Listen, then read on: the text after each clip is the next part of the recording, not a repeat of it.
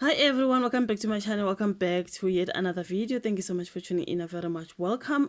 Please kindly subscribe, like the video, share the video, as well as watching those ads if they pop up. Thank you so much for your love and support. Yeah, I mean, guys, let us continue talking about a Vusumuzi Cat Matlala, because this guy is currently trending. I've seen a lot about him. I've heard a lot as I'm reading around and everything else ever since the Lieutenant General Nhlanhla Mkhwanazi dropped a bombshell on the police minister Obaba Senzo Mchunu and connected him to Abo Vusumuzi Cat Matlala, the man whom we knew to be against that guy who organized a hit on his ex-girlfriend and also his wife were arrested. I hear that girl actually was Tebogo friend maybe, and then how did she then become Vusumuzi Cat Matlala's girlfriend after Tebogo? You know what?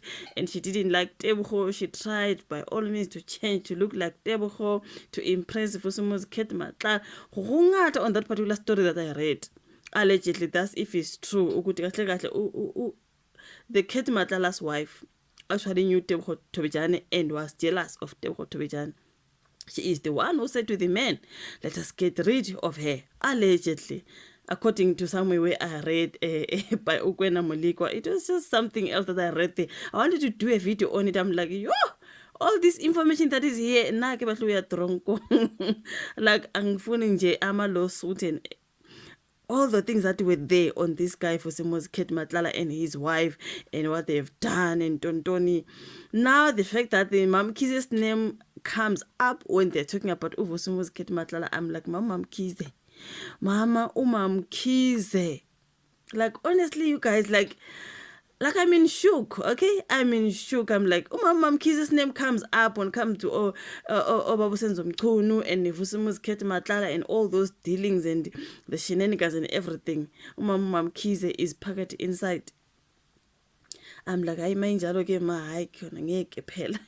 okay, so I'm gonna go to the South African where they said all eyes are on MamKize, the controversial businesswoman. Shawn Mamkhize, also known as MamKize, has been thrust into the spotlight once again following a damning report by KwaZulu-Natal Police Commissioner Nhlanhla Mkhwanazi.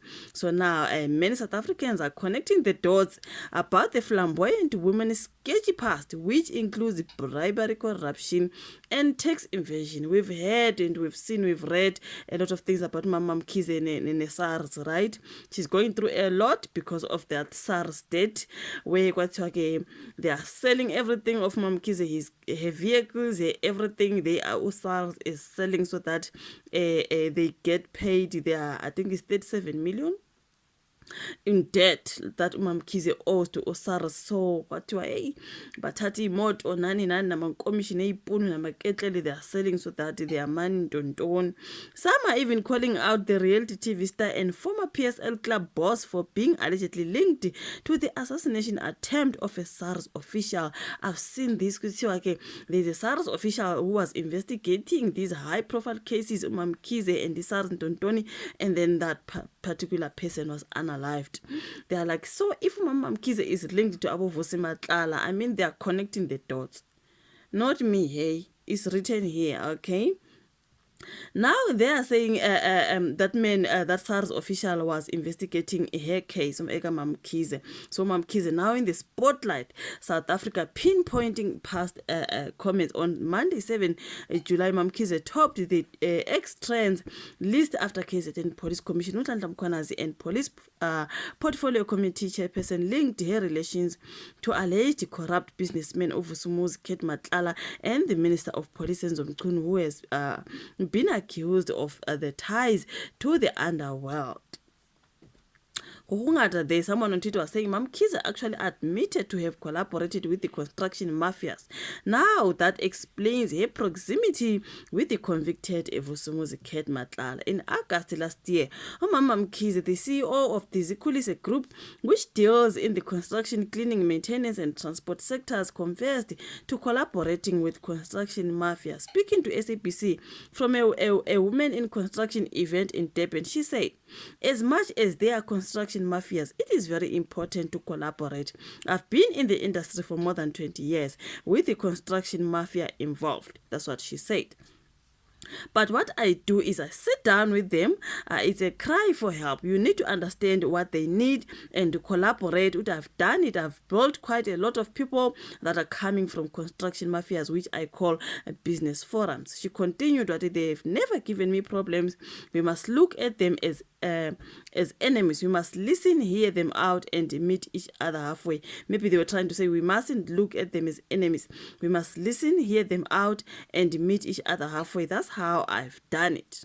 A year ago now, MamK's name trended in relation to an assassination attempt on a SARS advocate assigned to a 37 million rand investigation into her companies.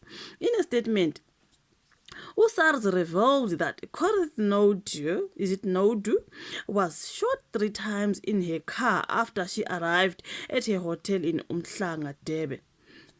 Then someone was saying on Twitter here, you'll all remember that SARS lawyer investigating MamKhize got shot, the one that got shot at Umhlanga.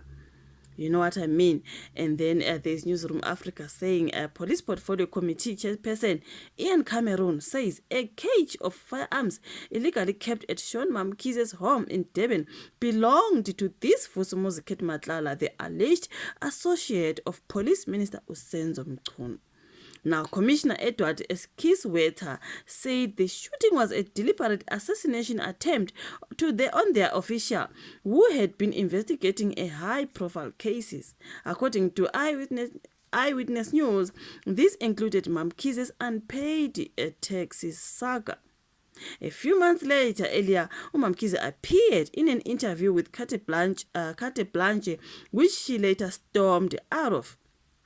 The businesswoman was questioned about benefiting from over 1 billion rands in government tenders over a period of 20 years.